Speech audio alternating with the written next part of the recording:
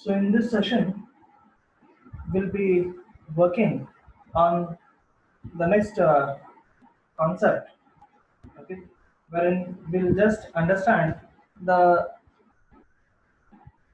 transistor amplifier action. Okay, that is nothing but how does this transistor uh, works as an amplifier. Okay, how does this transistor works as an amplifier? Okay. The transistor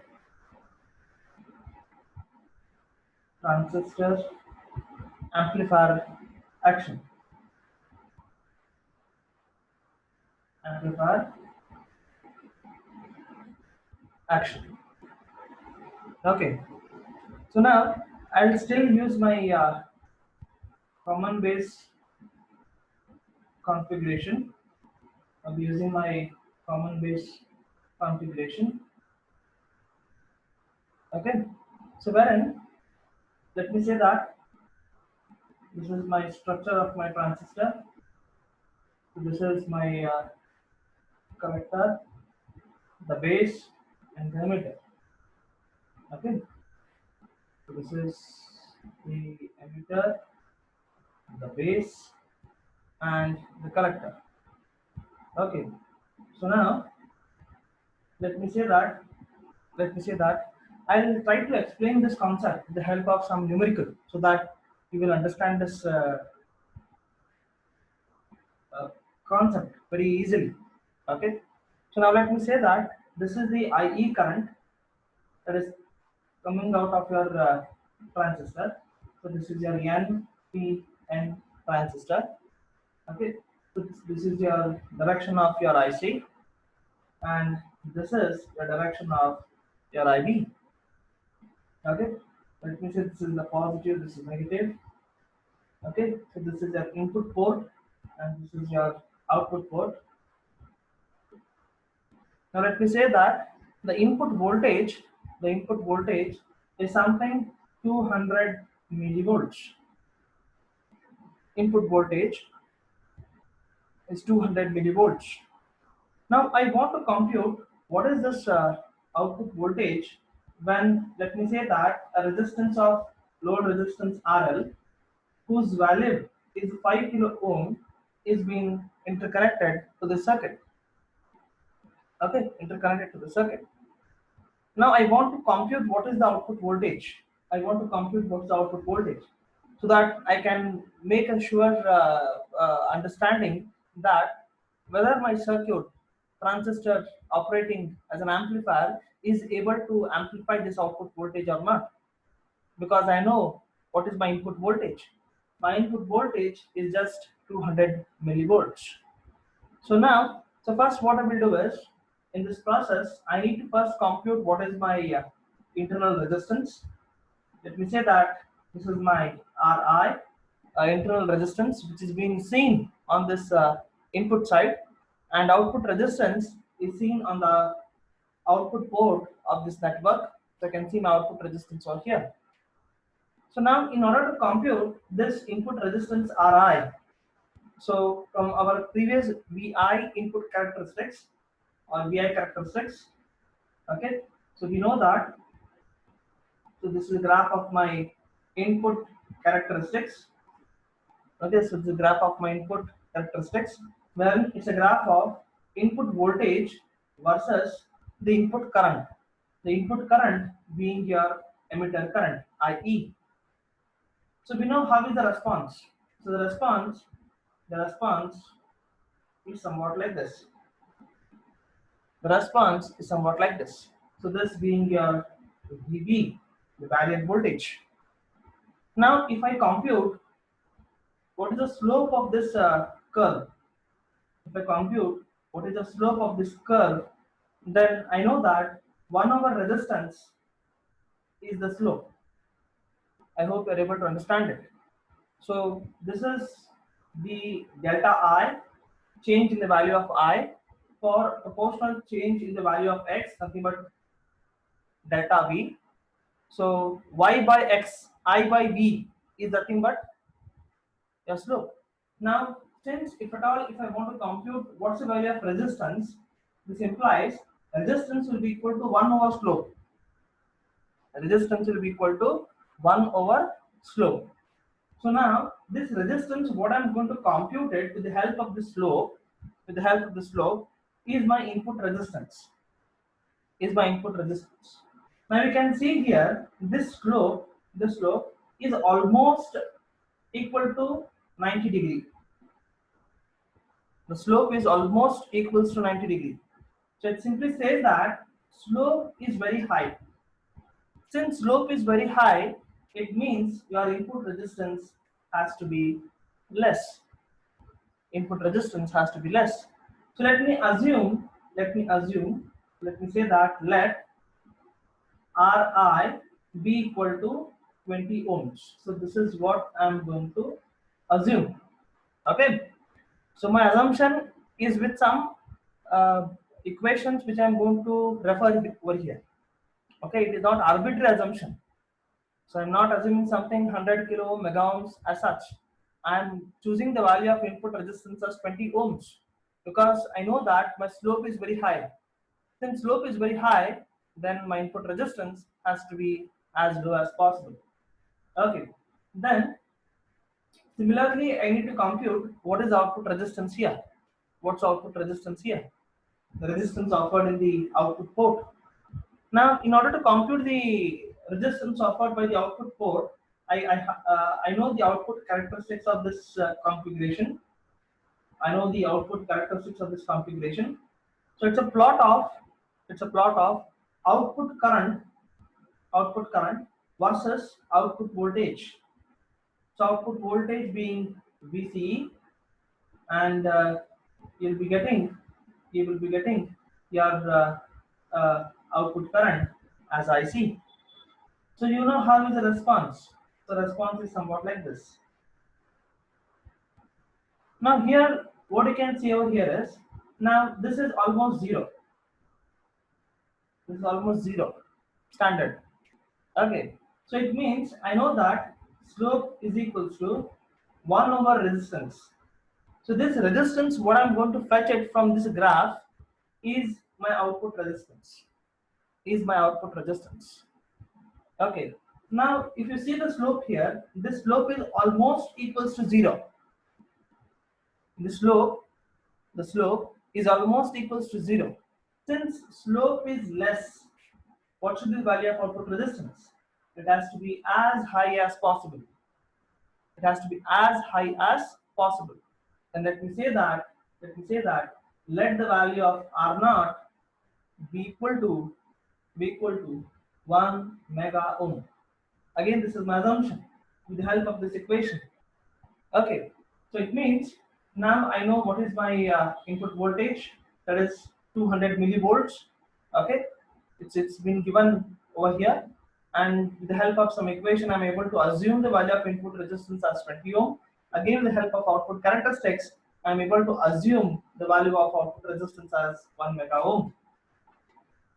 Now I know that the equation that I can employ on the input port, if I want to compute my input voltage, I know that my input voltage VI can be given as II into RI, right? It can be given as II into RI. Now, I want to compute what is the value of II. First, let me know what is my II. So this is nothing but VI is equals to IE into RI. So therefore, my emitter current will be equal to the input voltage divided by the input resistance. So I'll be getting this as IE is equals to input voltage, which is 200 millivolts, divided by the input resistance, which I have taken as 20 ohms. So if I take this ratio, what will be the answer? Yes, please give me the group chat. What is the answer of this ratio? 200 milli divided by 20.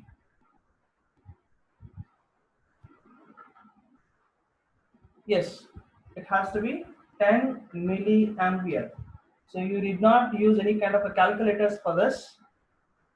20 ones are 10. The default will get 10 milliamps. So whenever an arbitrary example is been taken, it will be taken care that you can divide the things very easily. Okay, so your IE will be equal to 10 milliamps. So I know the equation. I know the equation which says that IC, a collector current, will be equal to alpha times that of the IE plus ICBO. Since this ICBO is a leakage current, we ignore the effect of ICBO. Then my equation becomes IC is equals to alpha times that of IE. I can approximate since I know the band in which alpha operates. Alpha is greater than 0.95 but less than 0.98. So this is a band in which my alpha can take a value greater than 0.95 but less than 0.98. Then I can simply say that my IC is approximately equal to IE. So in this case, I can say that IC can be equal to IE. It's the approximation, which is once again and 10 milliamperes. Okay, by doing this iteration, I can simply say that my output voltage V out will be equal to IC times that of RL. IC times that of RL. Now, my output voltage will be equal to IC. The value of IC is 10 milliamps into RL. What is RL? The load resistance. Because my output voltage will be seen across this resistance. It's a reason. So output voltage has been given by the current that flows to this network into the resistance offered by the network. So it is IC into RL. So I'll be getting output voltage is equals to IC into RL. So IC is 10 milli and RL I have assumed it as 5 kilo ohm. Then what's the output voltage? Give me the output voltage 50. So here kilo milli get cancelled, 10 into 5 50. 50 volts. Now here this answer is self-explanatory. The answer is self-explanatory. As you know that your input voltage is I can say that 200 millivolts and your output voltage is 50 volt. It means your transistor, which is operating in the common base configuration, is amplifying your input signal from 200 millivolts to 50 volts. Okay. So now if I want to talk something about this voltage amplification, then I can simply say that in case of voltage amplification,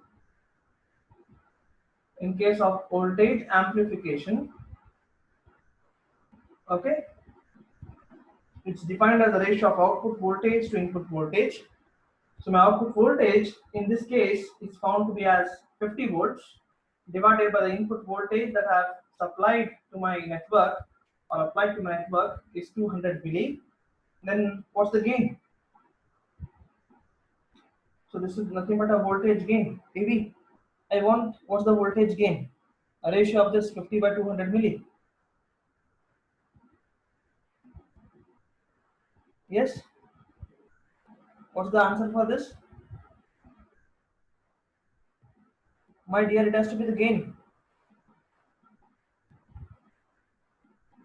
Check it out.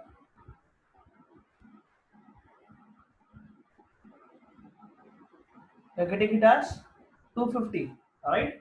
So it means your output voltage is 250 times that of your input voltage.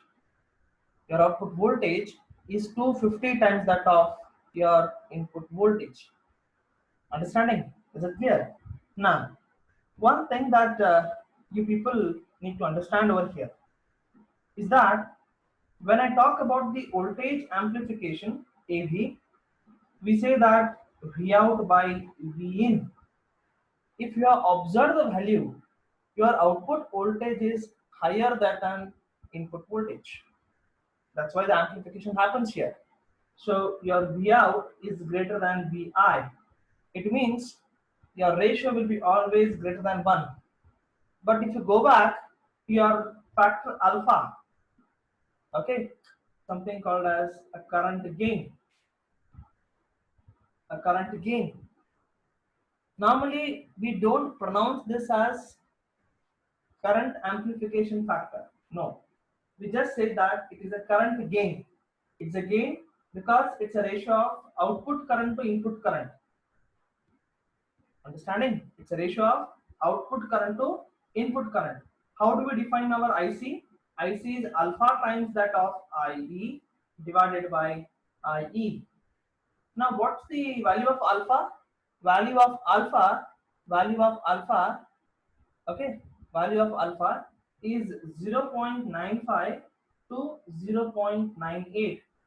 It simply means if I multiply this data by 0.95 to 0.98, my numerator will be less than compared to the denominator. Do you agree? Yes or no? Am I right? My numerator will be less than compared to that of denominator. Hence, this alpha, I just call it as a current gain. I just call it as a current gain, right? So normally over here, since my numerator is less than that of the denominator, alpha will always have a value less than 1. Alpha will always have a value less than 1. Understanding? Is it clear? Okay, fine. Now, once if you are able to understand how this common base configuration is going to be used uh, for where the transistor is going to work like an amplifier, now we'll move ahead to the next configuration. It's a very important configuration. We'll be using this configuration in many of the applications. I said here in the beginning itself. Okay, so because the advantages. So one question was being raised in the previous session, saying that what is the difference between a common base? Why we don't use common base? So I do feel that this might be one of your answer. Okay, wherein your alpha value is less than 1. Okay, now you will learn something over here. What happens in case of C configuration? Okay, what happens in case of C configuration? So it's nothing but a common emitter configuration, common emitter configuration, or C mode. Okay, so now let me say that I shall have a structure of my transistor here operating in the C mode. Okay, so now let me say this is my transistor which I have placed it something vertical like this. Okay, so this is my collector, so bit should be more. Fine, this is my base, this is my emitter. Okay, so this is a collector, this is a base, and this is the emitter. So emitter current will flow like this. So this is the direction of current flow of emitter. IC will flow like this, and IB will flow like this, the base current. Okay. Now again, I want to operate my transistor. Again, I want to operate my transistor into active mode. Okay, I want to operate my transistor in the active mode. I want to operate my transistor in active mode. Since I want to operate my transistor in the active mode, I should remember that the two junctions, the base emitter junction, or you can say emitter base junction, has to be forward bias, which is my junction J1, and collector base junction, which is my junction J2, it has to be reverse biased. It has to be reverse biased. So now, since I have to forward bias the junction J1 and reverse bias the junction J2, so what I should do now? So this is my junction J1, which is nothing but emitter base junction. okay, or base emitter junction, however you want to call. Okay, so now this is my N, this is my P, and this is my N, right? It's an NPN transistor. So I can simply say that since this is a P type of material, okay, so I need to connect positive and negative. So this becomes my VVB. This becomes my VVB. Okay, is it clear to you? Then I need to reverse bias my junction J2. So how to reverse bias this? So this is N, this is N. So I will connect here P type of material, and this stands to be as my VCC. So this is my input port and this is my output port. Okay. So if you want, I can just represent the same with the help of a transistor symbol. Okay. So let me say this is a transistor. Okay. It is having three terminals. So this is the base, collector, emitter. Agreed. IE current flows like this. IC current flows like this. Direction of current flow for IB is like this. Okay, then your input voltage is this voltage, which is nothing but your VBE, your input voltage, because this defines your input port, right? This defines your input port, and this defines your output port. So this voltage, a VCE voltage, that defines your output voltage. Okay, so here input current is the base current, input voltage is VBE, output current is IC, and output voltage is VCE. Okay, and now let me write the equation, a standard equation, which we have already derived it in the case of common base. Okay, so I can write an equation. I can write an equation stating that my IE is equals to IE is equals to IC plus IB. IE is equals to IC plus IB. And I also know that my IC is equals to alpha times that of IE plus ICBO. Okay, so let me call this as equation number 1 and this as equation number 2. So you need to remember this one statement. These two equations, they are valid for any transistor connections. So these two equations, they are valid for any transistor configuration. Okay, whether you are using transistor in the common base, common emitter, common collector, these equations, they are universal equations. So these won't change. These won't change. Okay. Now I want to know how is the output current going to vary as a function of your base current. It's a change in this configuration. I simply want to know how is your output current, going to vary, as a function of the base current, Okay, so now let me write that my IC current is equals to I'll write this equation as it is, alpha times that of IE plus ICBO. This is very interesting. Okay, it's very interesting.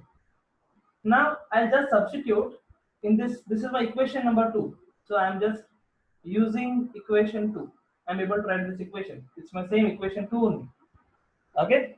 Now in this equation 2, I will substitute the value of IE. What's the value of IE? Value of IE is IC plus IB.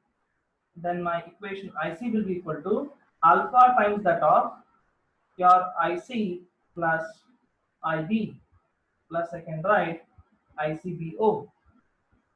Okay, change the color, it's not working. Fine. Now I can simply say over here my IC will be equal to I'll take this alpha inside. What's that I'll be getting? alpha times that of IC plus alpha times that of IB plus ICBO. Okay. Now I'm having IC here as well, IC here as well. So I'll take this IC on this side. And if I take IC common, I'll be getting 1 minus alpha into IC. I hope you're able to understand this. I'm taking this term from your RHS to LHS. So it becomes IC minus alpha times that of IC. Am I right? It becomes IC minus alpha times that of IC. So if I take IC common, then 1 minus alpha into IC. This will be equal to alpha times that of IB plus ICBO. Am I right? Okay. So now in order to have the value of IC, what I will do, I'll divide the whole equation. I will divide the whole equation by 1 minus alpha. So 1 minus alpha by 1 minus alpha will be my IC itself.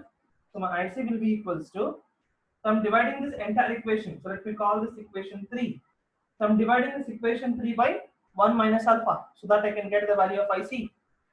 So here, if I divide this by 1 minus alpha, what happens? So 1 minus alpha get cancelled, giving out IC. So if I divide this by 1 minus alpha, what is I'll be getting? Alpha divided by 1 minus alpha into IB plus 1 divided by 1 minus alpha into ICBO into ICBO. Okay. So now, so I can simply say over here, that this IC as it is, okay, this term, that is alpha divided by 1 minus alpha, I'm going to call it by one parameter called as beta. So my IC will be equal to beta times that of IB, plus, now comes this term. How I'm going to represent this term? Now let me say that, let me have your beta first. What's my beta? Beta is defined as alpha divided by 1 minus alpha. Okay. Now if I add 1 on both sides, what that I'll be getting? So beta plus 1 is equals to alpha divided by 1 minus alpha plus 1. So I'm adding 1 on both sides. This means if I take the LCM here, what happens? Alpha plus 1 minus alpha divided by 1 minus alpha.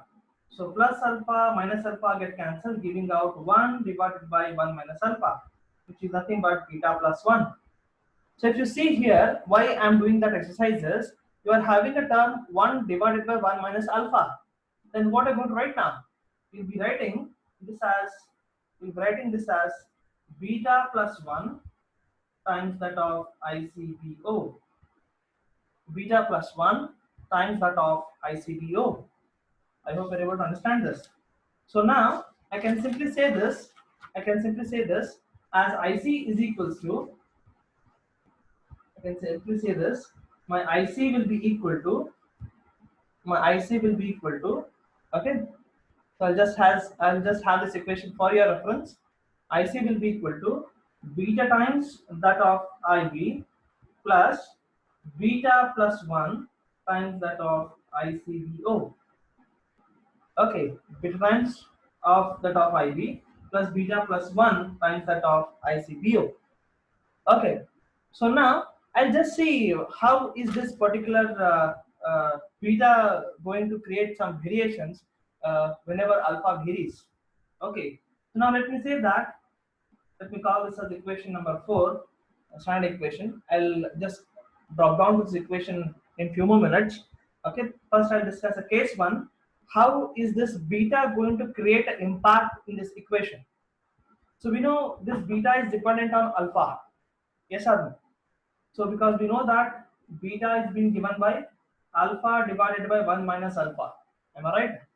So now let me say if my alpha, because I know the range what alpha can take a value. Let me say that if alpha takes a value 0.98, then my beta will be having a value, 0.98 divided by 1 minus 0.98. What is the answer? What is the answer for this? 0.98 divided by 1 minus 0.98. Yes, the value stands to be as 49. The value stands to be as 49. Similarly, let me have a second iteration, then I'll talk on that. My case 2, if alpha takes a value, a less value, so let me say 0.95, because I know that my alpha can take a value only between 0.95 to 0.98. Then in that case, the beta takes a value 0.95 divided by 1 minus 0.95. Then in that case, what is the value of your beta? What's the value of your beta? Good, very good. The value of your beta stands to be as 19.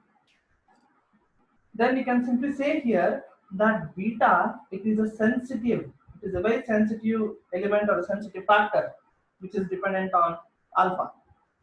So for very small variations in alpha, you can see a large variation in beta. You can see here only from 0.95 to 0.98 it is changing, but your beta is changing from 19 to 49. Understanding? So since as alpha will be always less than 1, this beta, if you have seen the value of this, it is 1949. It means your beta will be always greater than 1. And this beta takes a value in range of 100. Beta takes a value in ranges of 100. Okay, it is going to take a value in range of 100. So this beta value will be in the range of greater than 50, less than or equal to 400. So this value you should remember. Okay, you will be using this in practicals also. So wherein given an NPN transistor or a PNP transistor to check whether the transistor is working properly or not, on your multimeter he has given you a slot NPN like this. Okay, so you have to place your transistor into a multimeter and check the beta value. If the beta value is coming in the band of 50 to 400, it means a transistor is working. If the beta value falls below 50, if beta value falls below 50, it means that transistor has gone. So you have to replace a transistor.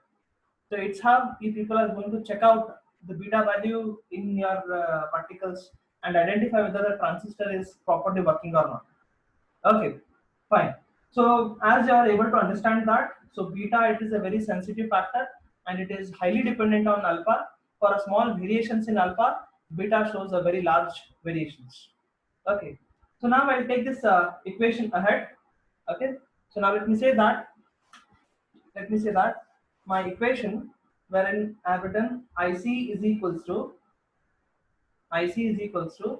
beta times that of IB plus beta plus 1 times that of ICBO. Now, what I'm going to do over here is a small modification. IC is equals to beta times that of IB plus, so this beta plus 1 into ICBO, this term I'm going to define it as ICEO, where ICEO stands for, it is collector to emitter configuration, and this once again O stands for the open circuit. Okay, now since we know that this is the leakage current, okay, once again it's a leakage current only. So since we know that ICEO is much greater than the value of this beta times that of IB, then I can simply neglect this. Term. Then my IC becomes beta times that of IB. My IC becomes beta times that of IB. Then I can simply say that my beta will be equal to IC divided by IB. Now this equation, that beta is equals to IC by IB, is nothing but your current amplification factor. So this I can call current amplification factor. Okay, why? Because the value of your IC will be greater than 1. Value of your IC will be greater than 1. So this ratio also will be greater than 1, and hence amplification occurs. If you want an example, an illustrative example, I can just give you an illustrative example. Let me say that my IB is equals to 1 milliamp. So IB is nothing but my input current, okay, the base current, this is 1 milliamp, and let me say that the beta is having a value of 100. So beta can be anything between 50 to 400. So okay, so let me say that beta is equals to 100. So this is my assumption. Okay, my transistor is showing me the value of beta as 100. So I know how to compute IC. So IC can be computed as beta times that of IB. So beta is 100. What's the value of IB? It is 1 milliamp. Then what's the value of IC now? What's the value of IC? 100 into 1 is 100 milliamps. Am I right? Am I right? Yes, it has to be 100 milliamps. Then once if I get the value of IC, once if I get the value of IC, I can take a ratio of this. Now beta is been defined as IC divided by IB. So my IC is nothing but 100 milliamps divided by IB, which is 1 milliamps. So this get cancelled, simply saying that